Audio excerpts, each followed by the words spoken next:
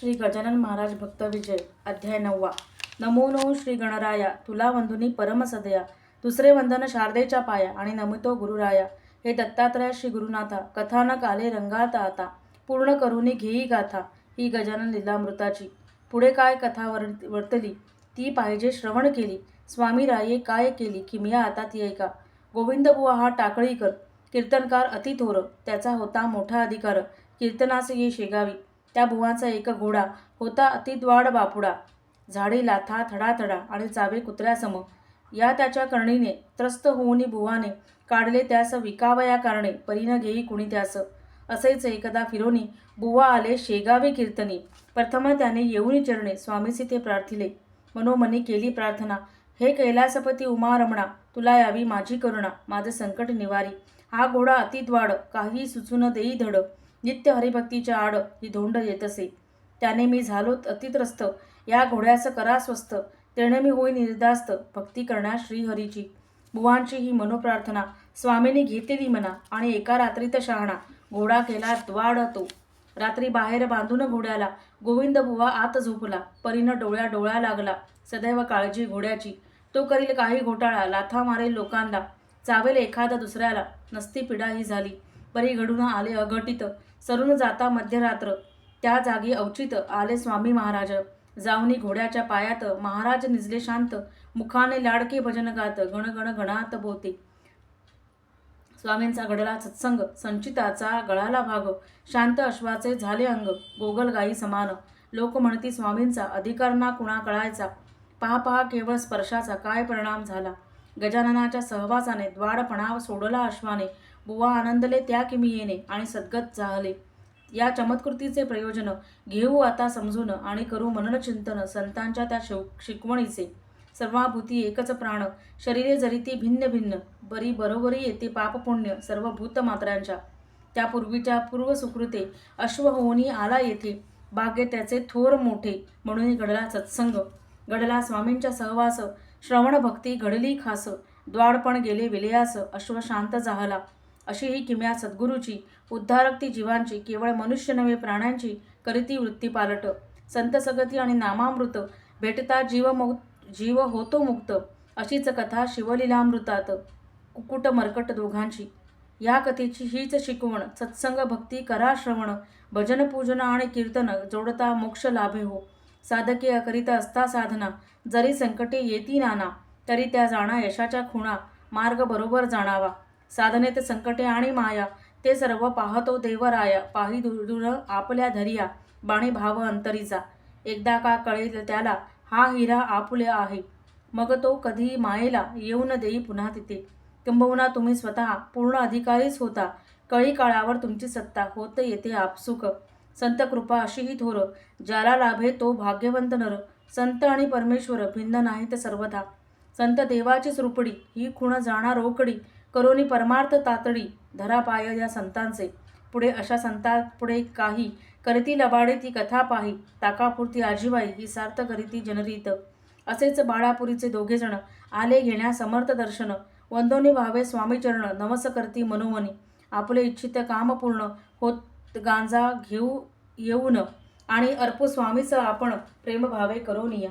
ऐसे बोलूनिया मनात, ते गेले निघुनी परत.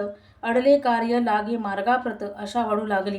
कार्य जरी ते झाले पूर्ण, श्री गजानन कृपे करून. परी नवसाची ती आठवण राहिली न अंतरी. तेव्हा भास्करा स्वामी बोलती, पहा जनाची रीत खोटी. नवस करून विसरून जाती, गरज सरता वैद्य मरू. ते शब्द ज्याचे त्यांना लागले. दोघेही ते तत्काळ उठले, आणल्या गांजा जाऊ लागले. बाजारात लगबगी त्यावर बोलते स्वामी त्यासी, हपा फुलवणे मी गांजासी. कृती करावी शब्दासरशी, मेळ तुमचा तुम्ही घाला. हे बोलन भक्ता दुखविण्या, परितया ते जागृत करण्या. संतांच्या कळती न त्या खुणा, शिकवण त्यांची आगळी. त्याच बाळापुरी गावात होता सात्विक रामभक्त. बाळकृष्ण बुवा राहत कांते सहित आनंदी. रामभक्तीत तो सदारत, समर्थ रामदासा बहुमानत. जीवना आपुले होता कंठित एकनिष्ठ भावाने.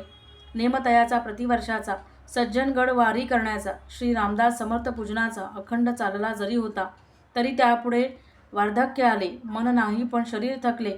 चालणे जमे भले, म्हणून कष्टी जाहला. सज्जनगडी समाधी पुढे बसून धाई धाई रडे. म्हणे समर्था आता यापुढे येणं होईल वारीसी.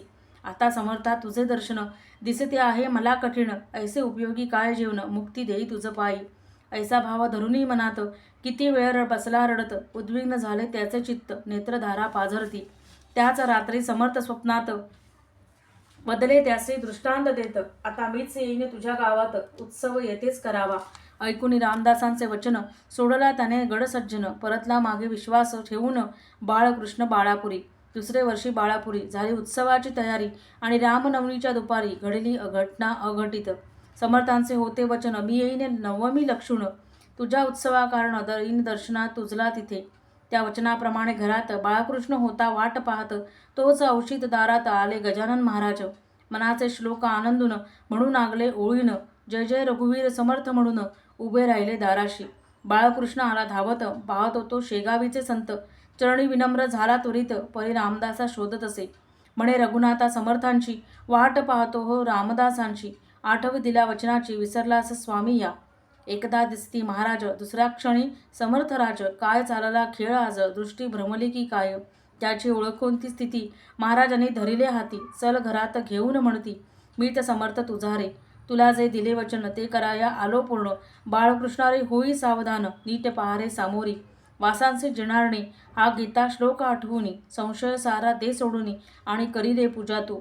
त्याने केले पदप्रक्षालन समर्थास आठवीत मनोमन. महाराजांचे पूजा भोजन सारे काही ते केले. परी तो दुःखी कष्टी मनी समर्थ भेटना झाली म्हणून. काही चुकले का मजा हातून दर्शन का बा दुरावले. त्याच रात्री स्वप्नी येऊन रामदासाने दिले दर्शन. म्हणे मीच रे गजानन रूपे दारी तवा आलो. रूपे जरी का भिन्न दोन परितत्व ते एक जाण. तू सारे संशय सोडून मजसी पहा त्याच्यात. ऐसे बोधिता स्वप्नात बाळकृष्ण तो झाला शांत. चरण धरले जाऊन त्वरित सिद्ध गजानन स्वामींचे. म्हणे स्वामी रे गजानना मनान कळल्या अंतरखुणा. मी भ्रमलो बाह्य लक्षणा परी आता कळू आहे. तू रामदास ही तू सिद्ध गजानन योगी ही तू. सरला माझा मनीचा किंतु एक रूपता अडकळता. रामदास हनुमंताचा अवतार. हनुमंत तो शिवशंकर. गजानन ते शिवशंकर अवतरले शेगावी. असो पुढे बाळकृष्णाने पूजले समर्थ आदराने आणि विनवले परोपरीने. राहावे प्रेमे घरात त्यावर बदले महाराज. मीन राहीन झाले काज.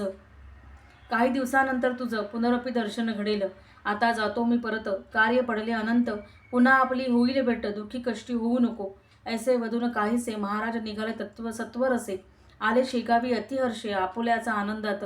या अध्यायाचे एकच वर्म भक्तिस्मरण हा भक्तधर्म. पाळता निष्ठेने भेटे परब्रह्म. सरश्रद्धा भक्तात सदैव. श्रद्धेने हा अध्याय वाचावा. आपला देव आपण आठवावा.